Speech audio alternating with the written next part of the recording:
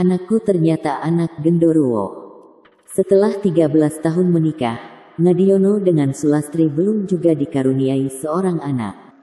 Tapi sebelum menonton video ini, silahkan subscribe dan klik tanda lonceng untuk berlangganan secara gratis video-video baru dari kami. Mari kita bangun channel ini bersama-sama. Dan silahkan bagikan video ini untuk teman-teman Anda yang lain. Terima kasih. Sudah tak terhitung banyaknya dokter ahli kandungan yang mereka datangi, demi mewujudkan impian mereka memiliki momongan. Bahkan puluhan orang pintar pun telah mereka sambangi, demi mimpi yang sama. Namun semua usaha yang lakukan belum membuahkan hasil yang memuaskan. Karena mimpi yang mereka dambakan tak juga terwujud jadi nyata. Pasangan suami istri Ngadiono dan Sulastri pun tenggelam dalam rasa keputusasaan, bahkan akhirnya hanya bisa pasrah terhadap nasib. Hingga suatu ketika datanglah salah seorang paman Sulastri yang bernama Pak D Ngatmin yang berasal dari Kediri. Kepada Pak D-nya, Sulastri dan Ngadiono menceritakan keresahan yang mereka alami. Setelah mengetahui penderitaan yang dialami oleh keponakannya, Pak D Ngatmin memberitahukan bahwa ada suatu tempat keramat di wilayah Jawa Timur, yang mungkin saja bisa mewujudkan impian mereka. Tempat semacam punden kuno. Banyak orang minta berkah di tempat keramat ini agar mempunyai anak. Menurut cerita yang Pak D dengar, kabarnya banyak yang berhasil, tegas Pak D Ngatiman.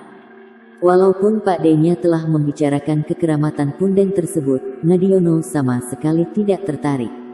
Pikirnya, dokter dan orang pintar saja sudah dia datangi dan tak berhasil, apalagi hanya sebuah tempat keramat.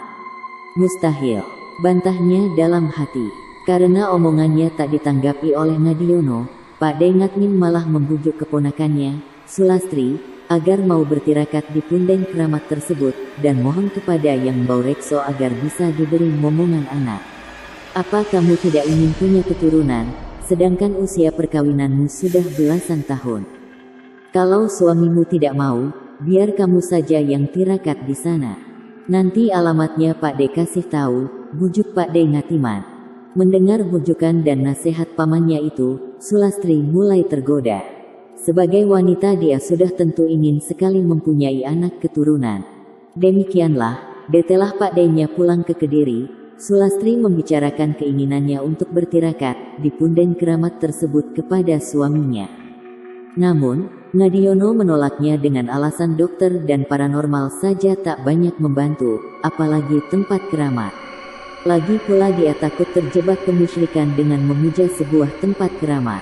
Lebih baik pasrah dan berdoa saja kepada Tuhan. Tegas Ngadiono membuat istrinya terdiam. Namun Sulastri tidak berputus asa. Keinginannya yang sangat kuat untuk mempunyai anak, memaksanya untuk terus-menerus mendesak suaminya, agar mau menemaninya bertirakat di punden keramat tersebut. Ngadiono yang semula bersikukuh tetap menolak, ajakan istrinya akhirnya luluh hatinya, ketika Sulastri memintanya dengan linangan air mata. Dia tak tega melihat istrinya bersedih. Akhirnya, dengan berat hati Ngadiono menyetujui usulan istrinya untuk bertirakat di punden keramat tersebut. Setelah mendapat cuti dari tempat kerjanya, Ngadiono beserta istrinya pergi menuju Jawa Timur. Mereka mampir ke rumah pamannya, yaitu Pak D Ngatmin untuk dimintai alamat serta denahnya. Setelah menginap semalam di rumah Pak D-nya, keesokan paginya mereka berdua menuju ke punden keramat tersebut. Di dalam perjalanan mereka mengira tempat yang akan mereka kunjungi adalah sebuah makam keramat, namun ternyata bukan. Punden tersebut hanya sebuah onggokan batu besar, yang sekelilingnya terdapat pohon-pohon besar dan tua yang menyeramkan. Singkat cerita, setelah mendapat wejangan dari juru kunci punden, mereka berdua diharuskan tirakat di tempat tersebut dengan membakar kemenya. Ini dilakukan selama semalaman. Mereka berdua pun menyanggupi persyaratan tersebut. Dan malam itu juga mereka melakukan ritual pemujaan di punden keramat itu. Bersama malam yang kian larut, mereka berdua pun ikut larut dalam semedi yang kian khusyuk. Dinginnya malam dan semilir angin menerpa tubuh mereka. Ada perasaan takut dan ngeri di hati mereka. Namun karena tujuan telah bulat, maka perasaan itu pun mereka buang jauh-jauh. Di tengah keheningan malam itu, mata Ngadiono seakan mulai meredup, dan tak sanggup menahan rasa kantuk yang amat sangat. Secara tak sadar dia pun mulai tertidur pulas, sementara Sulastri masih asyik dengan semedinya. Entah apa yang terjadi. Beberapa bulan setelah melakukan ritual pemujaan di Punden Keramat, aneh bin ajaib, Sulastri memang hamil. Dia merasa sangat bahagia, begitu pula dengan Ngadiono. Ya, mereka berdua merasa bahagia karena impian untuk mempunyai keturunan akan terwujud menjadi kenyataan. Tapi di balik rasa bahagia itu hati Sulastri sebenarnya bergidik menahan nyeri bila mengingat peristiwa malam itu. Inilah kejadian yang sebenarnya. Tatkala suaminya tertidur pulas malam itu, dia didatangi sosok makhluk hitam tinggi besar. Makhluk seram itu mendatanginya dengan senyuman yang menyeringai. Namun entahlah, Sulastri bagaikan terhipnotis oleh senyuman makhluk itu.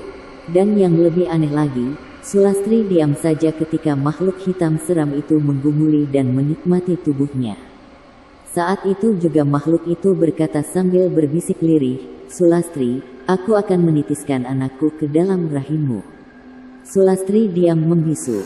Dia bahkan begitu bergairah dengan permainan makhluk yang sangat menjijikan itu.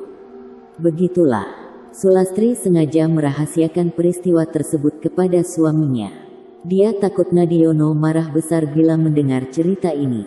Ya, siapa sih yang rela istrinya disentuh oleh orang lain, terlebih berwujud makhluk menyeramkan. Hari demi hari berlalu, hingga tak terasa usia kandungan Sulastri mencapai 9 bulan lebih. Semestinya, sang jabang bayi sudah berkendak dilahirkan ke dunia. Namun, memang aneh, hingga usia 10 bulan tanda-tanda kelahiran itu belum juga nampak. Karena merasa takut ada sesuatu yang tak diinginkan terjadi pada diri istrinya, Ngadiono segera memeriksakan kandungan Sulastri ke dokter spesialis kandungan. Menurut hasil pemeriksaan dokter, tak ada kelainan yang dialami Sulastri maupun bayi yang dikandungnya. Janin itu masih dalam keadaan sehat dan tak perlu merasa khawatir dengan keterlambatan persalinan. Merasa tidak puas dengan jawaban dokter, Ngadiono membawa istrinya ke dukun beranak. Setelah diperiksa, hasilnya pun sama, yaitu Sulastri dan anak yang dikandungnya masih dalam keadaan sehat. Di usia kandungannya yang memasuki bulan ke-13, Sulastri merasa perutnya amat mules. Karena keadaannya mendesak, Ngadiono tak sempat membawa istrinya ke rumah sakit, namun dia segera membawa istrinya ke dukun beranak yang berada dekat sekitar rumahnya. Menjelang tengah malam, hati Ngadiono merasa resah dan tak menentu menanti kelahiran anak pertamanya. Beberapa saat kemudian terdengar tangisan seorang bayi dari arah dalam kamar. Kemudian disusul suara jeritan rasa kesakitan, dan suara itu berasal dari suara dukun beranak. Karena merasa penasaran, Ngadiono segera masuk menuju kamar bersalin itu. Namun, betapa kagetnya dia saat itu. Apa yang terjadi? Ngadiono menyaksikan sesosok bayi berwarna hitam legam, dengan ditumbuhi bulu yang lebat, tengah menyedot darah yang keluar dari leher si dukun beranak. Sementara itu Sulastri nampak jatuh pingsan. Merasa ketakutan, saat itu juga, Ngadiono berteriak meminta pertolongan. Demi mendengar teriakan itu, makhluk kecil itu menatap Ngadiono dan berkata, "Ngadiono, aku bukan anakmu, tapi aku adalah titisan genderuwo yang dititiskan melalui istrimu." Makhluk itu tertawa menyeringai, kemudian berlari melompat jendela yang terbuka dan menghilang. Beberapa lama kemudian, masyarakat yang mendengar teriakan Ngadiono pada berdatangan.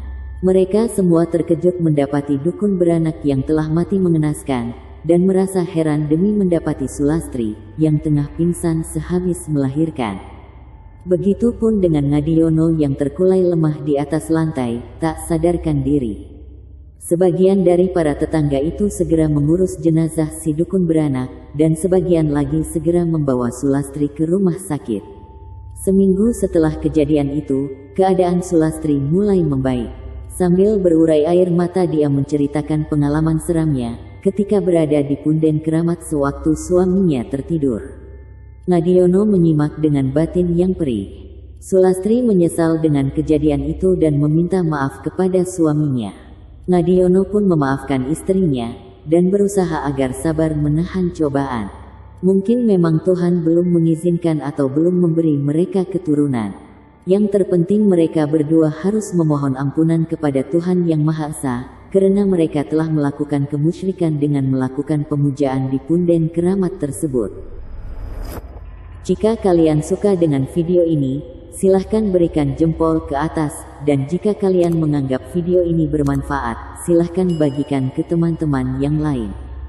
Jangan lupa untuk subscribe di channel ini. Terima kasih sudah menonton.